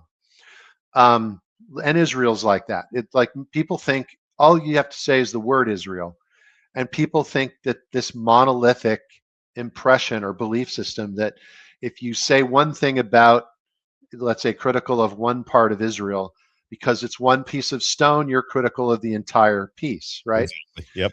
And I don't believe that that's the case. I don't think these things are monolithic in any I respect. don't either. And I think that there are bad actors in every single respect. I mean, there are bad actors in United Arab Emirates, and and even in to some extent in Saudi Arabia, that are against Trump, right?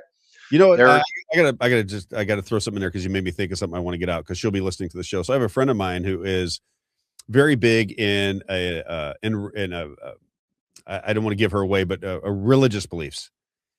And I said, well, what about this? What about that? And she goes, well, Rob, there's evil people in all organizations, even my belief system, even in my church, there's evil people.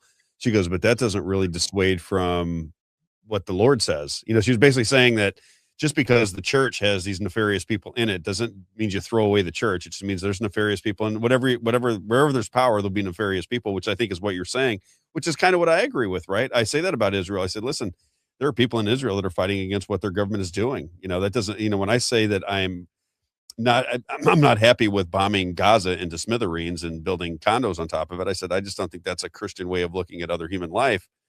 But that doesn't mean that that paints all Jewish people with a brush, right? I don't think that all Jewish people want to destroy everything that's in Gaza and kill their babies and kill their families and destroy their buildings and their water supplies and everything else.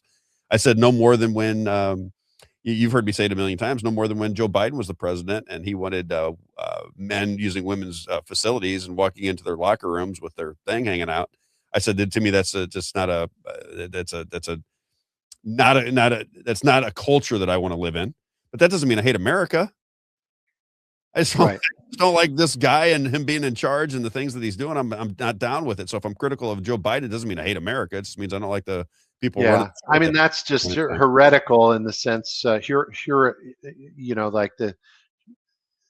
shortcut idea, right? That's a way that people have been trained to, and really it's psychologically persuaded and propagandized to have these little shortcuts that now are in their brain, right? And those psychological shortcuts that people will make to where that equates to now you're not a patriot, or now you hate Israel, or these types of things, and that's just, again, I think that when it comes down to it, what would be the safest thing for Israel? I think, in my mind, having a peace among Arab states where there's regional partnerships, among which Israel could be. Israel doesn't have any resources. I mean, they're dependent on their outside, completely dependent. They're isolated like an island in a sense. So even though they're, not an island, but if you had the connectivity, if you had the logistics, if you had the regional leadership and the diplomacy, and you had, a strategic depth, and you had all of these things, the mediation, and you add that and understand that peace through strength and cooperation, you're not going to have countries that are interested in attacking their lesser neighbors. It's just it's fundamental to realism, to the geopolitical strategy of realism, that larger, more powerful partners create safety for the people that align with them, right? The smaller, lesser, or weaker nations align with larger. Iran is most significantly the most powerful country in the Middle East. There's no question. Anybody who thinks otherwise just doesn't know enough about the history or any of the stuff that it's been going on over there. And did you see them as bad actors all this time, since the overthrow of the Shah of Iran in 1979? Because they keep saying, they've been they're the world's largest sponsor of terrorism for the last 47 years. I don't know that any of that's true anymore because I don't trust the government propaganda. But what is your take on just Iran? Because the people that live there, that I actually know in my life, that have lived there and have been back and forth, they may not like the government at any given point in time, right? I don't like my government at any given point in time either.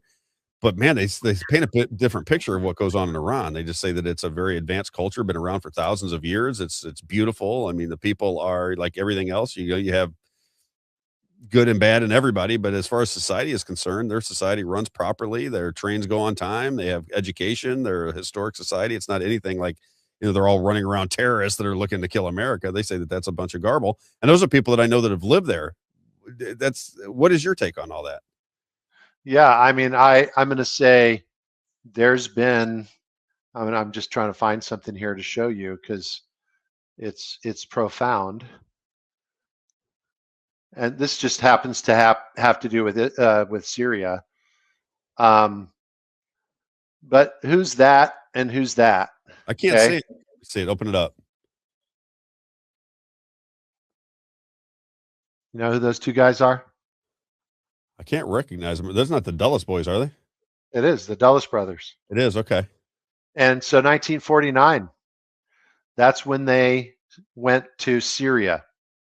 And so again, taking some time, people need to realize that the time that we need to make money has gotten larger, and to the point where now our wives have had to leave the home and go to work. Yep. And some people might disagree that that's the wrong thing to say or whatever, but it wasn't because of feminism that was put into place. That was just to create double the taxpayers, right? More worker. And so but the OSS, didn't which Gloria was Steinem British, Isaiah. Rick, didn't Gloria Steinem pretty much admit to that she was an operative of the intelligence agencies and she was trying to get women to work? I couldn't actually comment to that because I don't know that, but it sounds like it would be true if she was, aware of the information at the time, that she would have easily said that because she spoke her mind. But think, who is the master of intelligence services? It's the British, right? They've been doing it for 500 years or more. The British Empire was created by the Venetians, so they're subjects of the Venetians still to this day. So the Venetians, think about all the subterfuge and all the secrecy around the Vatican and the Venetians, right? So now fast forward to where they bring over the OSS after World War II. They kill off Franklin Roosevelt. And just assume he's poisoned.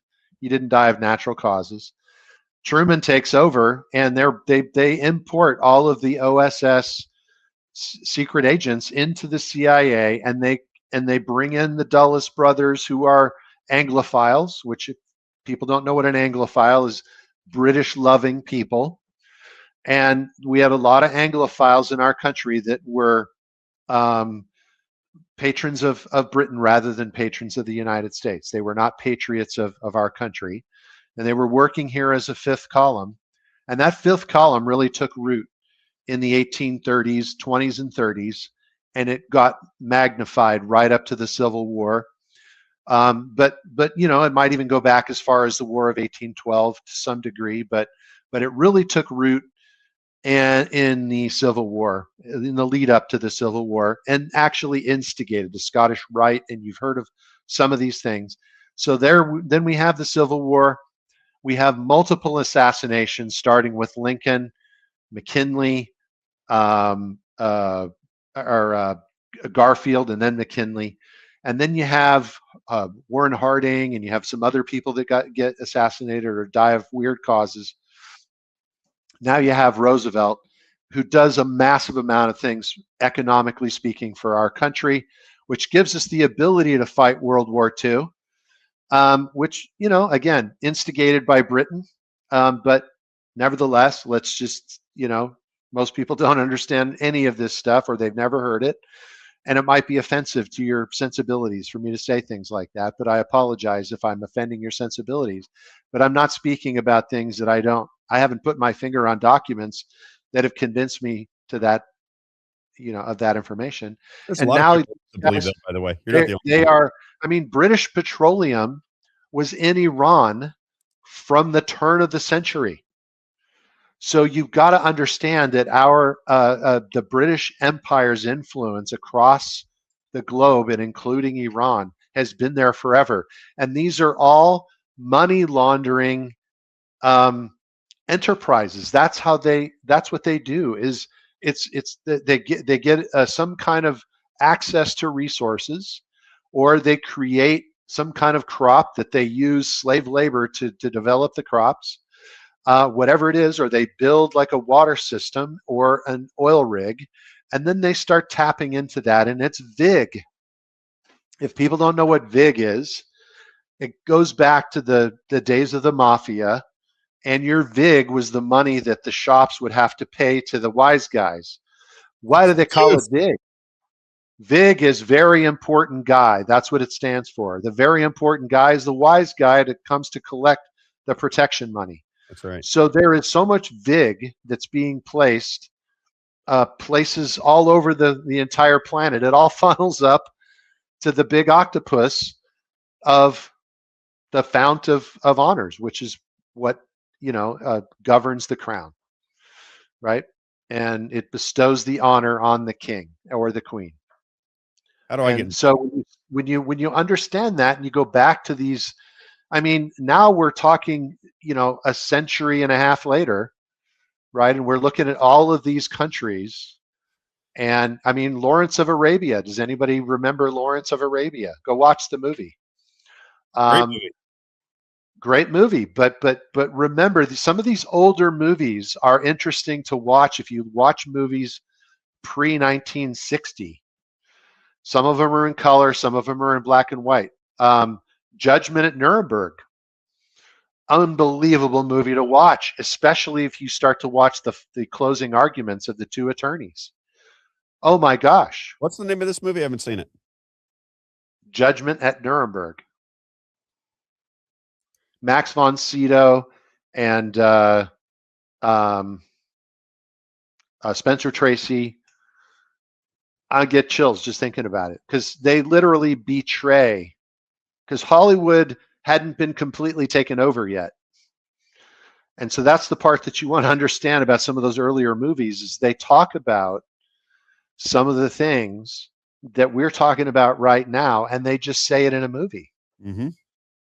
Right? And so you'll see Max von Sydow as a young man arguing. He's basically trying to keep the Nazi guys from getting executed that were up on charges. And they were talking about experiments and different things like sterilization, which I'm not defending that in any respect, and don't take this the wrong way. But one of the things he says in his closing arguments is, who gave Hitler the money? What American industrialists were responsible for the buildup of Nazi Germany?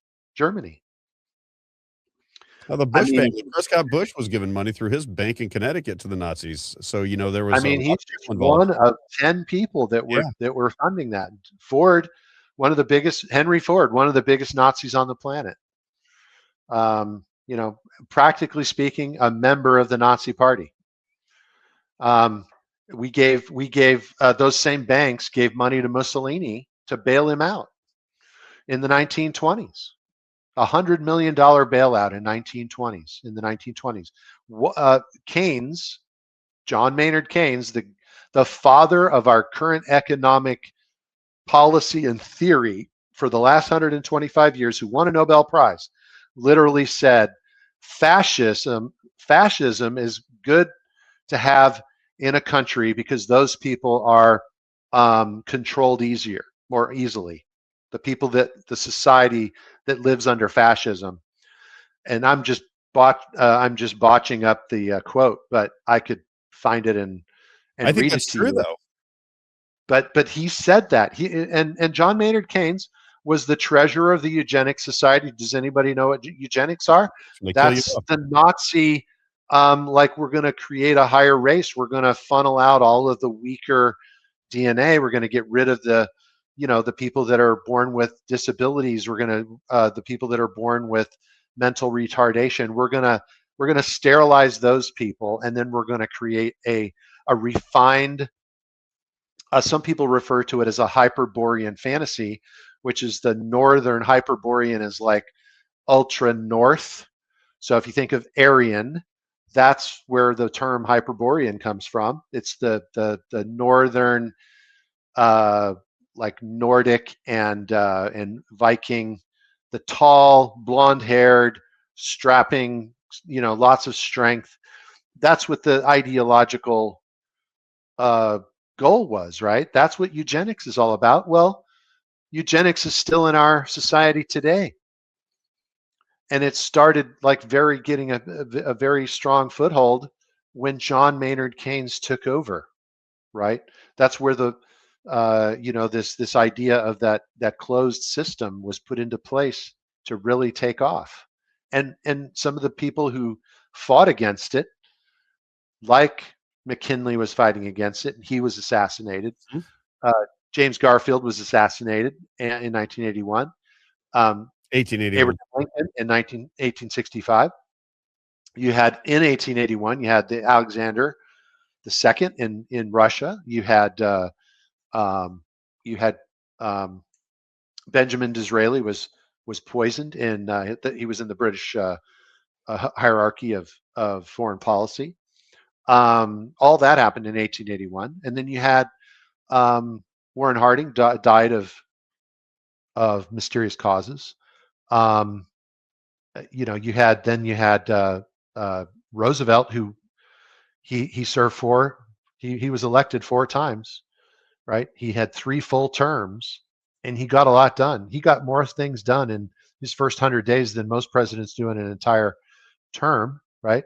And then in his 4th term, his vice president was replaced against his will during the convention of 1944, and that's when Truman was put into place. And then he mysteriously dies 3 months into his 4th term, after having put into place all of these restrictions on banking and on Wall Street, and after he had built one of the most profound infrastructures the world has ever seen. The Tennessee Valley Authority was just a gigantic rural area of utter squalor, and he turned it into one of the most powerful economic manufacturing centers, probably the most powerful economic center in the entire globe, in just a few years. And the Republicans, the conservative side of the fence, think that he's a terrible president. They think he was a terrible president because of what happened with how he went about creating the emergency and he froze the banks for a week. And the whole gold thing is another conversation, but it's not real. It's a fallacious attachment. And there's reasons why it was better not to have the gold standard at the time. In a nutshell, I'll just say it like this: having the dollar tied to gold, which was based on a fixed amount, was not as powerful as having the dollar attached to our manufacturing base. And what made the dollar become so powerful, and why did it become the world's reserve currency, was because we were the manufacturing center of the universe. And so that was a much more powerful way for the dollar to expand. And it is responsible, the reason that it became as powerful as it did. And then the British came in the 1970s and got rid of that system, and then that's when the petrodollar was put into place by Kissinger, and they forced it on Nixon as well. So some of what Trump is doing is almost like the revenge of Nixon. So when you think of some of these things, there's a lot of information. I think they were buddies at some point. Pardon me? I think Nixon and him were kind of tied together through Roger Stone, right? Roger Stone said that they are, yeah. And Nixon, if you take out the subterfuge, the lawfare that was waged against Nixon, which is similar to the lawfare that was waged against Trump, and all this time, it was much smaller, obviously, back then. But that lawfare led to his resignation, not the the events of Watergate were really done to entrap Nixon against his better nature. He's one of the probably the most significant foreign policy experts to ever go into the White House. Just a master at foreign policy, and he became he rehabilitated his legacy later in life before he died. But nevertheless, that was something that they convinced him that he had done something illegal, and that really actually isn't true. And there's a great movie you could pull that up, and a book that was written about that. But all of this stuff requires people to do a little bit of work, a little bit of research, and just start to scratch your finger. Well, and understand history, Rick. That's why I like talking to you, because I'm fascinated, because I know that I get a lot of things that don't make sense to me. I don't have the historical perspective that you do. And sometimes when I listen to you talk, it starts to tie things together for me, because I do have a lot of information in this noggin of mine. But I always tell people it's like a puzzle. It's all in there. And when I start putting the puzzle pieces together, it starts to make more sense. And you kind of add color to the history of things, and they make more sense to me when I start to hear you speak. So I got to cut you though, because we're at 4 hours of a show today without Isaiah. 4 hours without you. What do you think of that? But I want to talk to you later on this week. And I really would like to talk some more history with you when you come on, because I love it. I'm just fascinated by how much you know, and you're like a sponge with information. You get it, you absorb it, you learn it, and then you can recite it. And I just think there's so many questions that I could ask about history, especially modern American history since 1900, and maybe even back to the Civil War. Like that book that you have, you got to show me that. I got to check that out. That book from 1865. I would love that. Yeah, and it's available right without having to buy it. It's kind of expensive. And it's not in great condition. There are better ones, but I mean, a person can go to archive.org. It's under attack, just so you know. It used to have way more things you could get. I know. I quit using it. I used to love it. Archive.org. Well, I wouldn't quit using it. I would still use it, because it does have lots of stuff. I'm talking about slightly more modern books up to the 1950s were available, and they were some lawfare company went and attacked them, principally to keep these things from people getting their hands on them, I think. And you can still kind of like find, if you do the right queries or searches or whatever, you can find sometimes a book that's in the 1920s, but you can go back further and you can find almost anything pre-1900 is going to be available for free. Free download. My daughter and I got to tell you a story real fast. It was down in St. Charles, down on the water down there, the old St. Charles on that cobblestone road. We walked into a store one time. I don't know if it's still there, but almost the entire bottom section of it was all antiques. And the bottom section of the store there had all old books from the 1800s. I have one around here somewhere, and I just wanted to read what a book looked like, the language and everything else from the 1800s. And my wife and I just went this weekend down in DeLand, Florida. They have a bookstore there, and they have an antique shop there. And again, they had these books from the 1940s and 1950s. And the one thing that's just interesting to me is if you just start to read through them, you just realize that it was a lot more educated society back then, right? Just the words that, people were using, there was a big difference in what we were learning back in those days versus the way we go about it now. And it's eye popping when you start to just read through the book. I'm like, man, just the language, the words, the way they're describing things. And it just seemed a little bit more, I don't know. It just seemed more like the society must have been a lot more educated back in those days, because they didn't have the TV and the distraction. So you could really, books were, that's how people communicated. That's how they organized history. It was through these books. It was really important back in those days. Now, this just doesn't seem to be the same. Well, and it's a natural way to understand information is to hand somebody a book, they read it, they hand it to someone else. Yep. And it persists in society, and it's a way to absorb, right? The internet is kind of an unnatural, and it's too highly controlled. But what I was going to look up is a book called. Last thing, because I got a By the way, doctor. this picture right here is Jeremy Bentham. Who's he? He's a British luminary. I mean, he basically did a lot of stuff in Britain, and he's known throughout, like Westminster School. I mean, he became part of the let's just call part of the British Empire. So he is a deep stater in kind of the original sense of the word. But I just brought him up because, and then he was involved with Oxford and along those lines. But what's important about him, what's funny about him is that, and I'm going to do a little research to develop this, but apparently the current Pope is related to Jeremy Bentham. Really? That's what I'm being told. Yeah. So I'm going to verify it myself, which is what I like to do. I trust the people that told me this very much. Can you come back next Tuesday and verify? Yeah. I mean, I'll definitely do that. But there is a book that I want people to, if you really wanted to know, like a lot of the stuff that we're talking about, the book is called, I'm having some kind of a weird thing. It's called Treason in America. And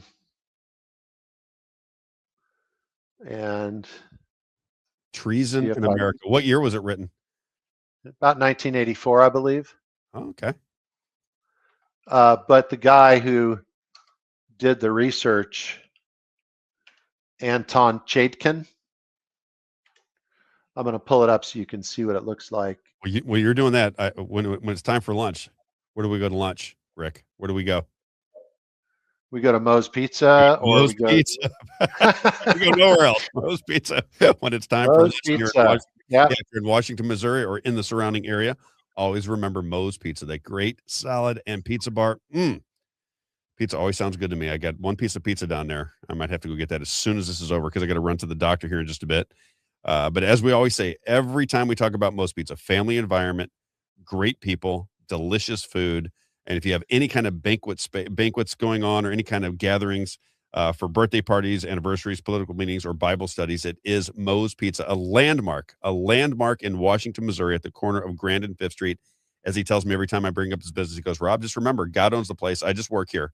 Great people, great family environment, delicious food. When you're in the area, get out to Moe's Pizza. Check them out. Support our advertisers. Have a great lunch.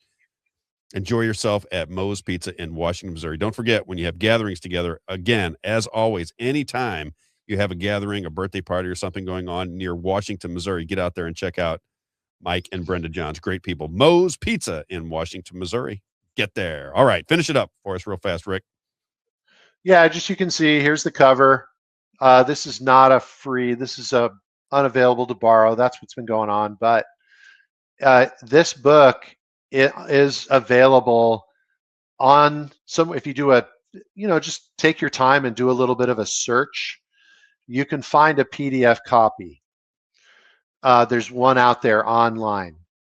You can also buy it on Amazon. It's about $100 though, because it's very hard to find. But look at the Treason in America from Aaron Burr to Averill Harriman. So Averill Harriman and the Harriman brothers are around the 1940s. They're around the creation of the CIA. And so if you can imagine the history of Wall Street and the history of Jeremy Bentham and the history of what went on, during the Civil War, during the War of 1812, and all of the players, this guy, Anton Chaikin, anything this guy does, you could, if you find this guy writes anything or has any kind of like video, watch it, because that guy is one of the most significant historians you could ever find for the hidden history, the esoteric. That's what I think it's referred to best as the esoteric history of America, which is the hidden history that was put behind, let's say, a barrier for us to see. Right. And so, take it upon yourselves. If there's anything that people get from your show, Rob, or from anything that I ever say, it's the secret to fixing the money and fixing America is in learning about how things should have been today. Like they should have just kept going. I got to say to Debbie, because Debbie just said, if you go back to, that era, I just see it, right? I was, I got before your book Treason in America, but she said, I'll just read, it's going to cover your face a minute. It says, "Hey, Rob, check out the eighth graders test from 1900. You can change out any grade from any year from a century ago. It's amazing what these students had to know. Now our kids can't read." And, I just have an experience with that because you got to remember up until fourth grade, it was before the Department of Education. After fourth grade for me, which is 1980, then you have the Department of Education. I tell people the reason the way I am was with propaganda and understanding propaganda and just being kind of in tune with how people can be manipulated into doing crazy things was a fourth grade class that I had. Fourth grade, I was 10 years old, and Mrs. Moore was on a projector showing what was going on in Nazi Germany, right? And they were showing the way they were bulldozing bodies into ditches and this, and that, and the other. And it made such an impression on me. I started talking to them like, how in the world could humans do that to one another? In fourth graders or 10-year-olds, questioning. And she said it was through the art of propaganda. And I said, well, I didn't know what it meant. I said, what is propaganda? And she said, basically changing the perception of people through organized lying, is what they did. And I remember I get a book. I think I read a beginner's version of Mein Kampf when I was in fourth grade. And I'm thinking 10 years old. That's the way because we read books back in those days. People read books. I mean, a lot of kids did anyway. Again, not everybody. Now, people don't talk about those kind of things, history and how we got to this position. And I agree with Debbie. I think the world has changed so much.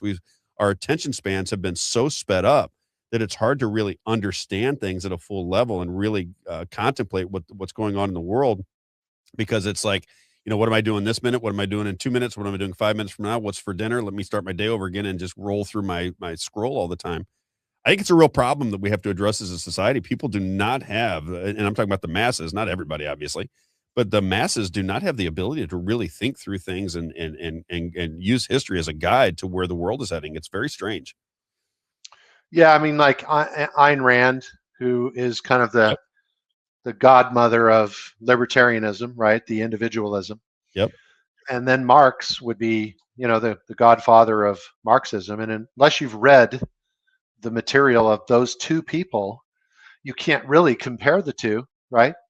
Yep. You can't say I believe in one versus the other. I mean, and libertarianism is and I think too, you also have to read the stuff that's in the middle, which is really what our country was founded on, which is Henry Clay, Henry Carey, Matthew Carey, Benjamin Franklin, which was the harmony of interests, which is very much a blending of those diametrically opposed, that diametric fallacy that it's either one or the other. It's either Marxism or libertarianism, anarchy or, just mediocrity, right? And so, you have those two sides, but in reality, I mean, people they have to start educating themselves, educating their children. Yeah, it's kind of a legacy we have to leave. We have to pass down to generations is how did we get here? What does the country stand for? How do we get to this moment in time? That used to be just natural in life, I would assume, throughout the centuries, just people passed on traditions and passed on stories and passed on history. So people understood how they got to that position in the world. I'm not so sure we're there anymore. And then I gotta go. I have no choice. But Debbie says, Rob, I don't agree with you on everything, but I do enjoy watching you and Isaiah. I'm 73 years old, a white woman who loves God, country, and our President Trump. Please check out some of these tests. Love you. And I would say, Debbie, if you agree with everything that I say, you're going to be wrong often, right? This is my whole show. My show's about my opinions.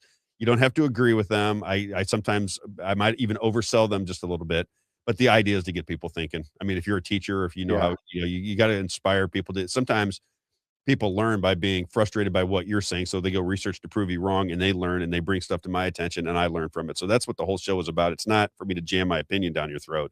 It is for you to get involved. Rob's got a flashlight, basically. We're both in a dark room. We each have a flashlight. Always. That's the way it is.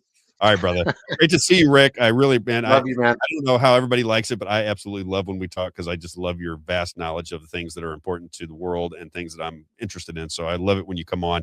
We should talk a little bit about what we should organize for next Tuesday.